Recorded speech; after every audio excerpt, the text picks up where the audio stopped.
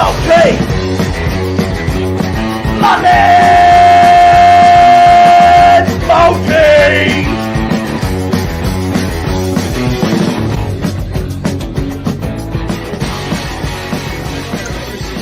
Well, g'day and welcome to Muzzah's Multi. Welcome to the man himself, Muzzah. You're on fire. You just can't miss. None from 2 weeks in a row. How do you do it? 2 weeks in a row? Surely I got one the week before. No, but you would know. How do I do it? It's becoming a little bit too natural at the moment. Well, yeah. You really had to throw up the stumps though last week. It was it looked ridiculous, but you know, stranger things have happened. And they didn't. But stranger things didn't happen. They did not happen, no. Oh yeah, last week was one of those. Well, we've got to give something else a shot, and back to the drawing board. And but pretty proud to say that I've put a little bit of effort into this one. Yeah, absolutely. Well, looking forward to seeing what you've come up with, mate. But let's go through our tips first of all. So let's look at all the games on the calendar tonight. Is the Tigers versus the Cowboys at Leichhardt, with the home team at 346 outsiders and the sixth place Cowboys looking to keep their top four hopes alive. Again, the Tigers, they've made too many changes from high liking. Pole, Laulili, Sione Fainu and Stafford Toa out, with the big ins being David Clemmer and Justin Olam, while the Cowboys welcome back Cotter and also Jason Taumalolo with Halem Lukey out. How's this game going, mate? First of all, I see what we did there. Welcome back, Cotter. Very good. Yeah. Look, like we said last week, the Tigers don't look like winning a game. I think they will break through and win a game by the end of the year, but I just don't know who that's going to be against. They don't play us again, do they? No, so there's no guaranteed win there. But I think Cowboys are looking probably too strong all over the park, and even though it's at Leichhardt, it's easy to say. All teams try and do it. They want to make it a fortress, but they've got to win first. But that side, like you said, all the changes and Clemmer coming in and Olam maybe, but they're just too outclassed all over the park. Obviously, Cowboys star-studded pack, all Origin players back on deck and fit. Cowboys pretty easy. Yeah, Jesse's put his tips in. So he's gone Cows, Wars, Chooks, Titans, Sharks, Panthers, Doggies. I did send him the link, so he could have jumped on and told us, but I'm not sure where he is or what he's doing. But hasn't jumped on. He's just sent it through in a comment. But last time the Cowboys went to Leichhardt, the Tigers won 66-18. And the Tigers have won 9 from 10 against the Cows at the venue. So, there is that. The last 3 meetings have had total match points of 70, 74 and 84. So the overs looks good to me. But you cannot possibly trust the Tigers despite the record against the Cows at Leichhardt. So I have to tip the Cowboys probably 13 plus. And Jeremiah Nenai has scored a try in every game he's played against the Tigers. So that's 7 tries in 5 games. Just saying, he's out having a few. Well, you could be in here having a few as well, mate. Cheers. All right, so that's me. Let's go to Friday night. Friday night kickoff with the Warriors hosting the Eels. Now, Sean Johnson and Nickel Klugstar are a couple of big ins for the Warriors, while the Eels, well, they must be happy with how they're going, as they're pretty much unchanged. So who wins and why, Muzzah? Again, I think we touched on the Eels and whether they're going to win another game this year. I think there's too much uncertainty at the club at the moment. The Warriors, the Wars over there, sold out again. So I think they're playing for too much, the fans. And Parramatta, they're just in a mess at the moment. Who knows how they're going to get out of it? Who knows if they're going to get out of it? Again, they'll probably bring 1 or 2 upsets before the end of the year. But Warriors at home, too strong, and Adam Fanua-Blake, I think when I was going through for me multi, I didn't put him in, but firmed right in as an anytime try scorer. So they think they're going to score plenty. I think it's like 240 or something, which is pretty thin for a front rower. Yeah, it's not the greatest of value. When you're picking a front rower, you're expecting to get $7, but yeah, 240. Yeah, they're pretty confident he's going to get across. The Eagles, they've won 4 of the last 5 against the Warriors, but they haven't played in New Zealand since 2017. How good is the fact that every game in New Zealand this year has been a sellout? It's absolutely outstanding. Right. The work there from the Warriors. No, good on them too. Every club would love to have that at the moment. 100%. Yeah, it's time they did reward their fans. Though it hasn't been the best of years for them. The ins for them make them better. The Eels, as you said, Muzz, they just look a basket case sitting on the bottom of the ladder with talented young players that cannot wait to get out of the joint. Good luck to Jason Riles. I'll tip the Warriors to win, but not with any great confidence. I'm going to go with DWZ and RTS to combine for 2 or more tries, as both wingers have scored for New Zealand in the last couple of meetings. But again, there's not a strong vibe on that one. That's just something I'll chuck in there for their wingers to score a bit down the edges of the Earls. The other Friday game was over here in Perth. I was actually at the captain's run today, and that was a bit of fun. I obviously went to the Dolphins captain's run and tried to shit stir as much as possible with my outfit. I had a New South Wales jacket on, I had the Dragons jersey, and also a Western Reds hat. So just really covering all bases. But how freaky are time zones? The Warriors game starts at 8 p.m. local time, and the Dolphins game over here kicks off at 6 p.m. local time. But in Sydney, it's the other way around for both those games. The Dolphins fighting for their season while the Roosters are gearing up for a genuine premiership tilt. No changes for the Dolphins, although after seeing the captain's run, I'd say Tavita Pangai Jr. is in some doubt, while Joey Manu returns to the Roosters at the expense of the experienced Michael Jennings. Can the Dolphins arrest the slide in Perth, or are they done, Muzz?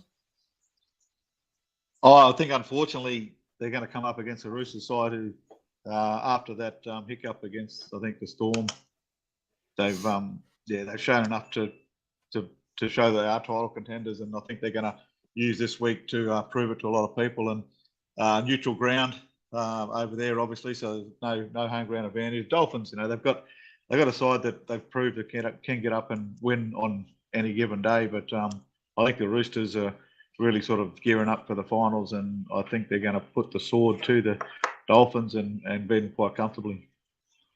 Joseph Manu, obviously a huge inclusion back in there too. So, I think the Redcliffe, the Dolphins will feel the brunt of it, and could be wrong. Could be wrong. It's been known to happen from time to time. I can't see the Dolphins beating the Roosters. They look too sharp to me.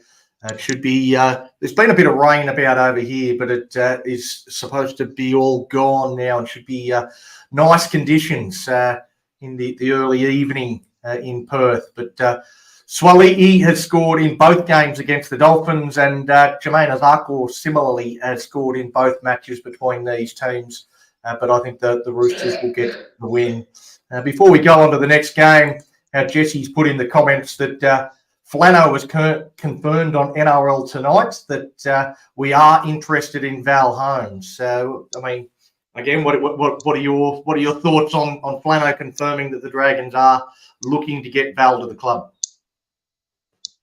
Oh, I'm not one bit surprised. I mean, any player that comes on the market, we're interested in, apparently. So, to confirm it, obviously, looking at replacing Zach Lomax, and we've discussed it off air a fair bit. But look, I think it'll be a good inclusion, even though he's he's 29, but he's not a 33-year-old front rower at the end of his career. He's he's played for Queensland, he's played for Australia. He's a goal kicker. He can play anywhere in the back line. Certainly better than sort of any of our options, I think, that we've got so far. Yeah, apart from our young fellas coming through, obviously we need someone there to sort of fill that void until those young blokes are ready to be blooded into first grade. I think it's a great idea. Yeah, Dave Holland, the Doggies fan, he doesn't think it's such a great idea. Too much cash plus old. I'm with you. I don't think he's too old. He's 29.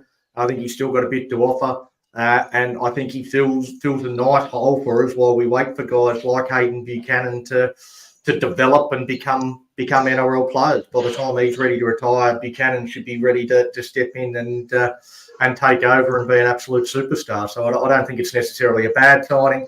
The too much cash bit is probably the bit that concerns me. If we're paying full freight at $900,000 a year, I don't think Val's worth that anymore. He's at the, I don't know that he's going to play much more Origin or rep footy from here on in. I think his best footy is behind him. So I don't know that 900,000 is the go. But I still think. Yeah, you go. Yeah, my views were completely on his ability and what he can do. That the price, the wage, that's beyond our control. If you can't be throwing 900 grand at someone like that coming through, but obviously the Cowboys will hopefully sort of prop up the first year, and then after that it's got to be reduced wages, surely. Yeah. Yeah, well, he's only got one more year left. So again, I think it would be, if it was 900,000, that would only be for the next 12 months of his contract for next year, and then after that we'd renegotiate. So Mo's saying the Dragons get linked to every player. They do, but Shane Flanagan is actually the one that said we are after this player.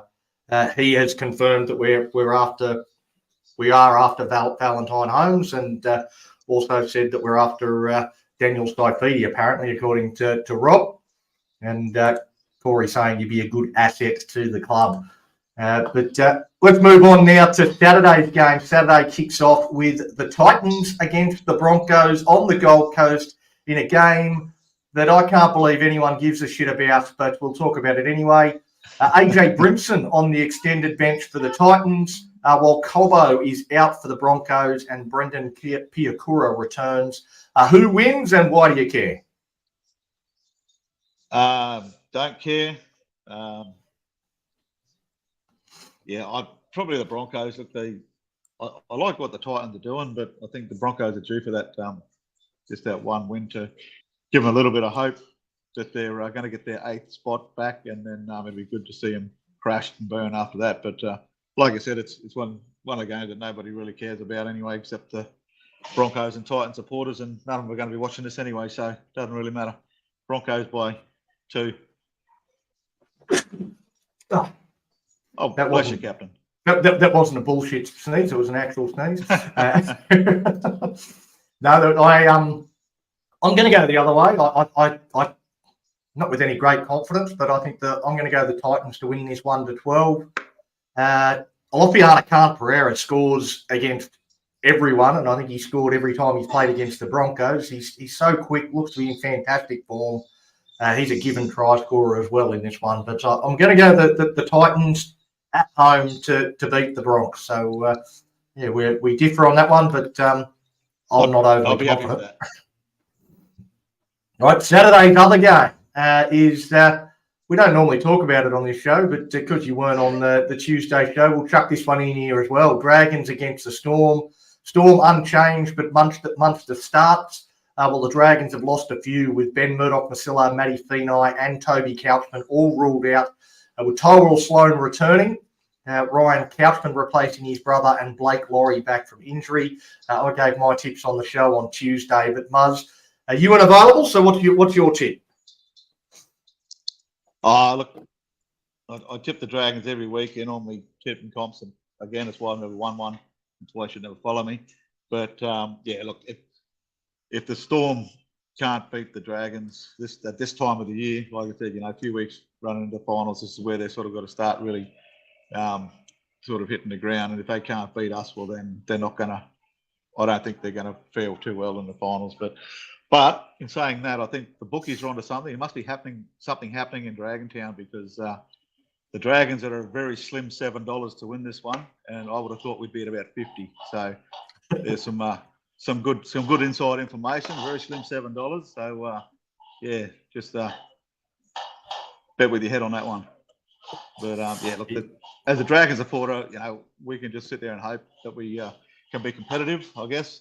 And then obviously the next step from being competitive is actually knocking them off, which not many people give us a chance of doing. And realistically, I don't think we're a chance of doing it, but I'm certainly going to be sitting there screaming and yelling for us to do it. Absolutely. Well, Dragons by 1 in Golden Point. Ryan Couchman to score based on nothing but my big fat gut. So that's what I'm gonna go with. I'm sticking with it. Everything NRL says congratulations on your walk, Mars. Very well done, mate. Hopefully you get a leg up this weekend and go the Dragons men and women in very important games. All right. The last game, Super Saturday, concludes with the Sharks trying to convince us all that they aren't total frauds as they take on South at home. No Mortalo, no Hazelton for the Sharks, but Will Kennedy and Royce Hunt return. For South, Alex Johnson, cruel by injury, opens the door for Fletcher Myers, but they've also got Cam Murray and Richie Kennar back. Can the Sharks show they deserve to remain top 4 with a win over South? They probably should do, but I'm going to tip an upset. I think the Rabbits will pounce the Sharkies there, and it's probably another one of the nobody cares games. But the Rabbitohs not going to make the 8. The Sharks probably will make the 8 and get knocked out in straight sets again, as they'd always do. So, but yeah, shocking news for Alex Johnson. Obviously, closing on that try scoring record.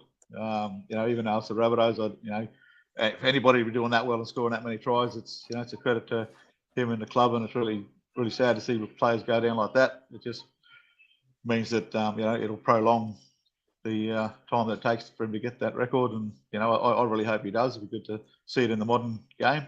Obviously, the record was set before our time and stuff, so it'd be nice to see someone get it. But yeah, so I'm going to go the upset. Rabbitohs, Jack White, and score at any time. Probably 1 to 6. Yep. So you're going the upset. I'm going the Sharks with no confidence at all. So I'm quite happy to see the upset happen. It's always nice to see the Sharks starting to struggle, particularly if their confidence is really dented by the time they get to play us, and we can get a rare win over little brother, because they've had the wood on us of late. Sione Katoa, though, has scored in all 5 games he's played against the Rabbits, so I'm going to bet that will continue. 2 games on Sunday. The first is the Panthers chasing the minor premiership against the Knights, trying to pretend the spark of their season can still turn into a fire. Dane Laurie and Fisher Harris out for Penrith, with Isaiah Yongi given a chance at fullback. The Knights lose Bradman Best, but get Adam Elliott back. Can you make a case for the Knights here, Muzz? No, I don't think so. I think the Panthers, again, it's that time of year, and they showed last week that they're ready to kick it up a gear. And unfortunately, this week it's the Knights that will probably feel the brunt of that. It's Nathan Cleary is just a freak. What he did to us after only 1 week back. He keeps up that form, and he's going to go into another final series with that sort of form under his belt, and they're going to be really hard to beat. I can't see the Knights getting within 14 to 16 points, 20 points maybe of the Panthers. And Brian Toto, after all the controversy this week, will come out and score a couple as well. Yeah, I echo those sentiments. I don't think the Panthers lose again in 2024. They look like they're sharpening up their tools for another tilt at the title. They are running out of fullbacks, but they've got too much class and will run all over the Knights in this game, in my opinion. Newcastle haven't beaten Penrith since 2018. I don't expect that stat to improve for them. Penrith 13 plus. Last but not least is Dogs v Raiders. On paper, this looks a great clash. Dogs want to keep their top 4 hopes alive. The Raiders sit on the edge of the 8. The Fox is back for the Dogs. But both teams relatively unchanged, and the Raiders have looked 1,000 times better since Jamal Fogarty's returned. How do you see this one going, mate? Yeah, look, I think Bulldogs one of those sides that they really have shown a lot of improvement. It's taken them a couple of years to sort of get that potential that buying all those players there a couple of years ago. I think their supporters sort of thought it was going to happen straight away. It obviously wasn't going to happen straight away. This year they've just defended well and sort of backed it up with some great attacking games like last weekend. They'll come up with something like that. But when you can defensively keep just about every side out, well, I think it's going to be hard for Canberra to sort of combat that. They do have some good strike weapons there, the Raiders as well. Xavier Savage obviously going all right. KO Weeks at the back have been a little bit quiet. But, I didn't actually realise Josh Adokar was back. So, I think Stephen Crichton is just going to be too much for him too. So, yeah, I think the Bulldogs will win that one pretty easy, unfortunately.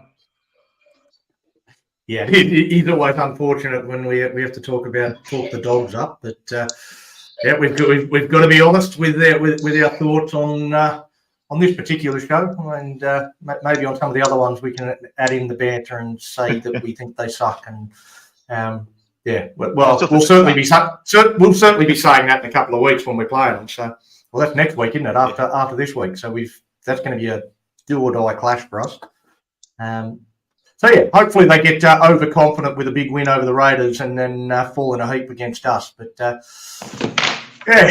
Dogs, they haven't beaten the Raiders since 2017, so it has been a team that's had the wood on them. But I just feel this is a dog of a different colour, and they've been turning trends like this around all season. I don't think they smashed the Raiders, but I'll go Bulldogs 1-12 with Carraz to score a try. But it doesn't matter what I think, Muzzah. This is Muzzah's multi. So we've been through all the games. We've done our breakdown, our analysis, our tips. What's your multi look like? Okay, so this week, I've only got to get one to better last week, don't I? So let's hopefully we get off on the right foot. Charles Nichol-Clodstad, I think, coming back. He's obviously an anytime try scorer in a lot of games. So I think he's a good chance. Might get us off to a good start at least. And then obviously that Roosters-Dolphins game we're talking about over there, Donny Perth, which you said you're going to be at. I said Roosters should be all over him. So I'm taking them with the -10.5 on the line. Corey Oates for the Broncos to go in any time, also over there. It's like I said, one of those games who we don't really care who wins, but as long as Corey Oates gets up and scores a try for us, that'll be good. And Jerome Luai, I think, for the Panthers, they get a roll on and they play anything like they do against us and give us a bit of if they can give the Knights a touch up, then they could be lining up to score tries too. So Jerome Luai adds a little bit of value to that one as well. And let's just hope that we do get one of these soon, one day. But if you're having a bet this weekend, remember to bet with your head not over it. And best of luck. Fantastic, mate. Well, I'm certain that one there's going to be more than one leg will get up, or four. We're gonna nail that multi, and make sure you let us know in the comments if you think Muzzah's on the money. Let us know what your multi is too. Tips, not slips. We want to see we want to see what you're tipping. We don't care how much you won. Let us know beforehand, not afterwards. But looking forward to another good weekend of rugby league. Looking forward to seeing the Dragons on Saturday night, mate. And hopefully we can get a really massive upset win over the Storm and gear up ourselves towards our own finals campaign. Absolutely. Right, mate. Thanks for joining us. I know you jump on sort of at last minute. I send a link and you just jump straight on. So thanks very much for that. And just getting ready for poker. Just been out to poker tonight, so I just thought I'd catch up with you before I went. Haven't spoken to you for a while, mate. So I want to catch up. Beautiful. All right, mate. I'll let you go, and we'll let everyone else get back to their night. And looking forward to the game tonight as well. So Thursday night footy, even though the Tigers are playing, it's still footy. Technically. Beautiful. Right, come on, Dragons fans. Fire up! Coco is at Pell's heart, she wears it on her sleeve. As Muzzah tells tales of dragons, wins and Judah victory. Tony and the MD crew will do their very best. Getting off topic and I digress with a red V on our chest. The Mad Dragon podcast is a sheep of camaraderie, navigating rants down rabbit holes in the land of the big wet feet. And so our peddlers weave the tales and our pursuit is our dream. The Mad Dragon podcast, under